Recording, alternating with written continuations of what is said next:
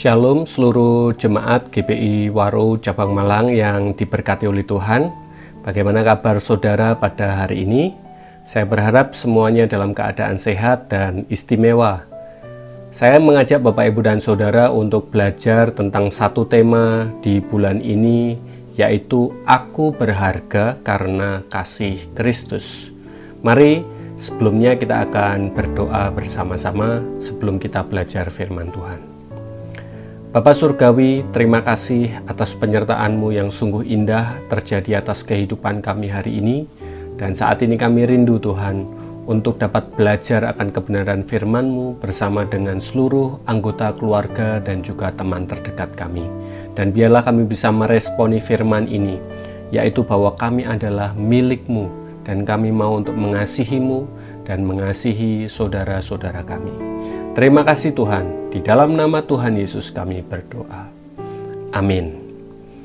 Bapak Ibu dan Saudara sekalian, judul kebenaran firman Tuhan hari ini adalah Kepunyaan Allah.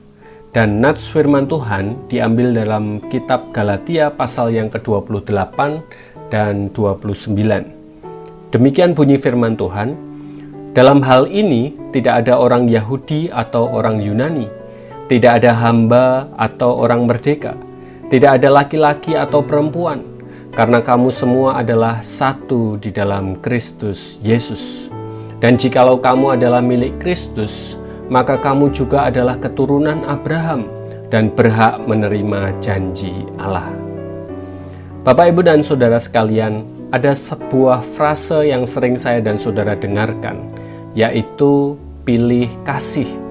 Frase ini berkonotasi negatif, dan frase ini bisa berarti membedakan satu orang lebih utama dibandingkan orang yang lainnya.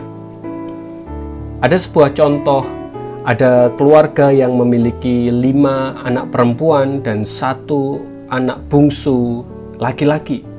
Dan orang tua ini begitu memanjakan anak bungsu ini, karena dia satu-satunya anak laki-laki di dalam keluarga tersebut. Kalau anak-anak yang lainnya biasanya dikasih makan tahu, yang bungsu dikasih makan ayam.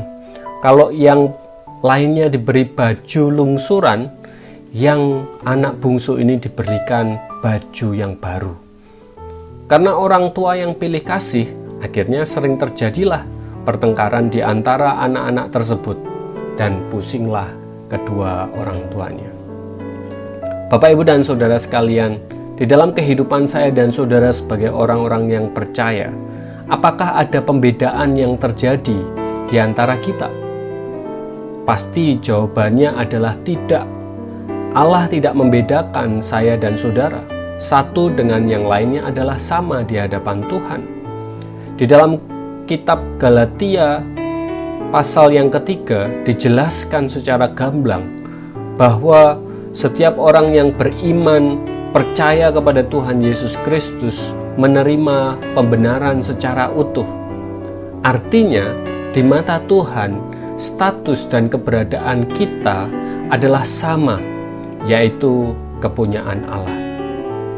Dan kita bisa melihat di ayat yang ke-28, firman Tuhan menjelaskan kepada saya dan saudara bahwa status dan keberadaan kita di dunia ini bukan menjadi penghalang untuk saya dan saudara menerima kasih karunia keselamatan yang daripada Tuhan.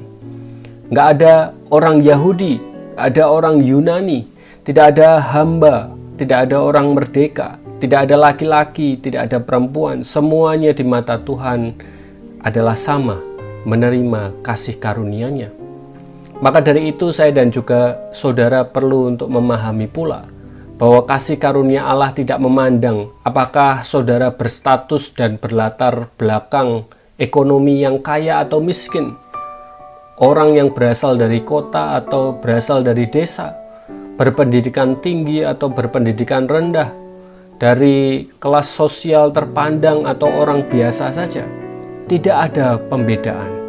Selama saya dan saudara memiliki iman yang sama kepada Kristus Yesus, maka kita adalah satu di dalam Tuhan. Kita adalah sama-sama kepunyaan Allah. Dan saya dan saudara perlu untuk mensyukurinya, bahwa saya dan saudara akan menerima dan berhak atas janji keselamatan yang daripada Tuhan.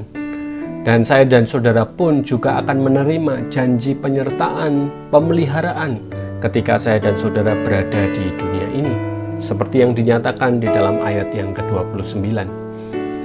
Bapak, Ibu, dan saudara sekalian yang dikasihi oleh Tuhan, kita tahu bahwa kita adalah kepunyaan Allah. Allah tidak membeda-bedakan kita. Dia tidak pilih kasih di antara saya dan saudara. Maka dari itu, sebagai kepunyaan Allah, mari kita responi status dan keberadaan kita ini dengan mengasihi saudara-saudara seiman kita. Saya mengajak saudara untuk tidak membeda-bedakan satu dengan yang lain, namun saling memperhatikan dengan kesungguhan, memperhatikan dengan ketulusan, sehingga saya dan saudara bisa bersatu sebagai milik Tuhan, menguatkan satu dengan yang lain, menjadi saluran berkat satu dengan yang lain. Sebagai pertanyaan yang bisa saya dan saudara sharingkan dengan keluarga kita dan teman-teman terdekat kita, apa yang bisa saudara lakukan sebagai bentuk perhatian dan kasih saudara kepada orang-orang seiman?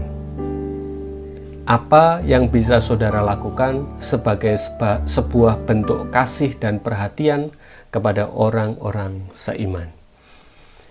Kiranya renungan ini menguatkan dan memberkati kita. Selamat bertumbuh keluargaku, Tuhan Yesus memberkati. Amin.